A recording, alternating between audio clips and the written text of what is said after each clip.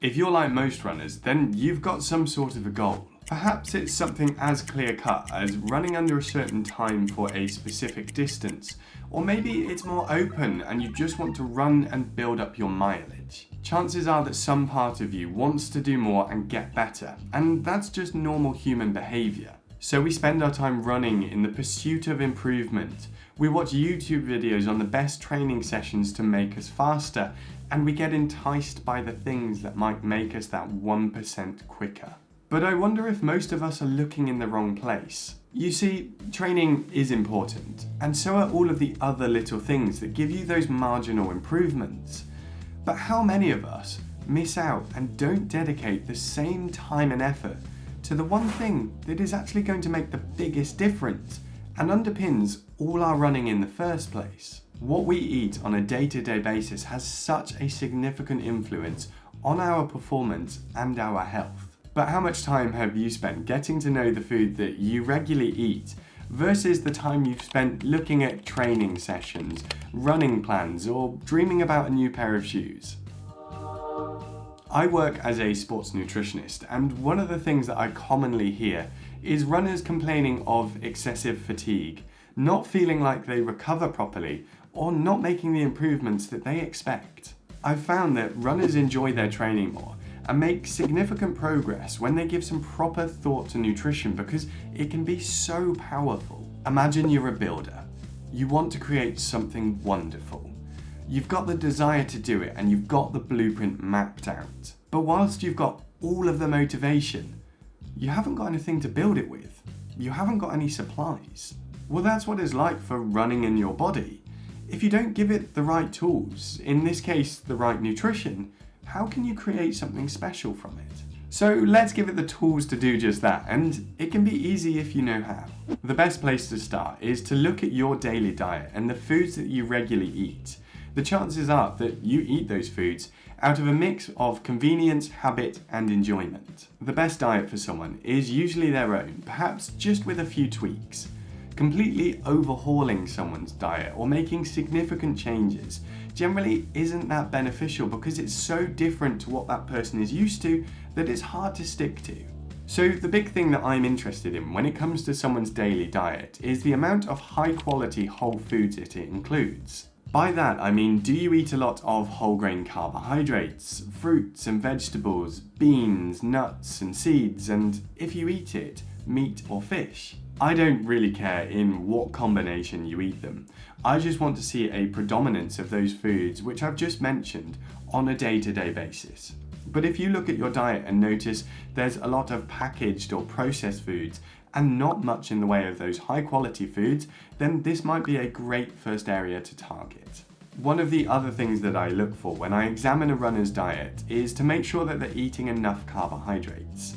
You might know this already, but carbohydrates are so important for running, and you need a good supply of them.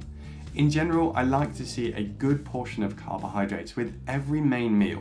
And again, if you look at your diet and realize that this isn't the case, then this is something that you can work on. You only have a limited supply of carbohydrates stored in your muscles as glycogen, and you use this in day-to-day life as well as during exercise, so you need to eat it regularly to fuel your training. An easy method here is to have at least a quarter up to a half of your plate as a portion of carbohydrates. The more training, or the harder you're training, the more carbohydrates you need to eat, so you can scale that quarter to a half accordingly. And if you just get these basics right, then you're putting yourself in a fantastic position to improve and get better as a runner. Now, the reason I like to start with such a broad overview is because it gives us a good base to start from. Think of it like a house. If you haven't already got the foundations, then there's no point building the rest of it. Yeah, I'm going heavy on the metaphors in this one. And actually, that's one of the biggest misconceptions about sports nutrition. For the most part, it's not super complicated or sexy.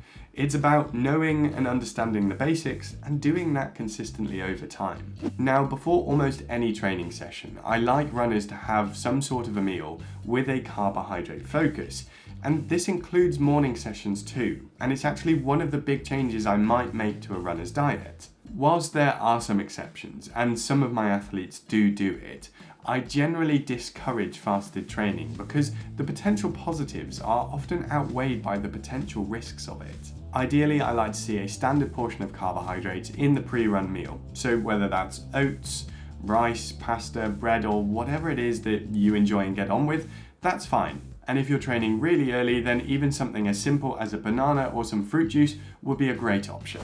The longer you have before your workout, the more you can eat, and the shorter the time frame, it's often better to go for simpler options here, like liquid carbs. Protein, fat, and fiber are harder and slower to digest, so I'll usually suggest to have less of these in the pre-run meal. So that means less in the way of full-fat dairy, nuts, seeds, and protein sources. Now, I often find that runners are hesitant about eating during their runs, but you need to if you're clocking up those longer distances. It's important to stay well fueled during these runs because it helps the training itself, but it'll also help you to recover better too. This is the sort of guidance that I would give to runners, and don't worry, it doesn't need to be scary. This is what those numbers correspond to in real life examples. You can choose things which you enjoy and you can experiment during your long runs, but generally the simpler the better. Your nutrition after running is the final bit of the puzzle. Protein is super important because it's the main dietary nutrient that contributes to muscle recovery and actually creating adaptation, so getting stronger and fitter. Aiming for at least 20 grams of protein here is a safe bet for everyone, but if you're a heavier athlete with more muscle mass, then you might need between 30 to 40 grams of protein after exercise. This little graphic is a great helpful prompt for protein intake and how much protein is in different foods. As you might expect now, you also need a good source of carbohydrates in your post-run meal, and here you can go with that quarter to half option of your plate again. This will help you to recover properly and replace your glycogen stores, which means your muscles will be ready for the next time you hit the trails or the streets. So hopefully this video has given you a bit of inspiration to really consider your nutrition because it can be such a powerful tool. Of course, it's tricky to cover everything in one video, so I've put another couple up on the screen which I think you'll find helpful.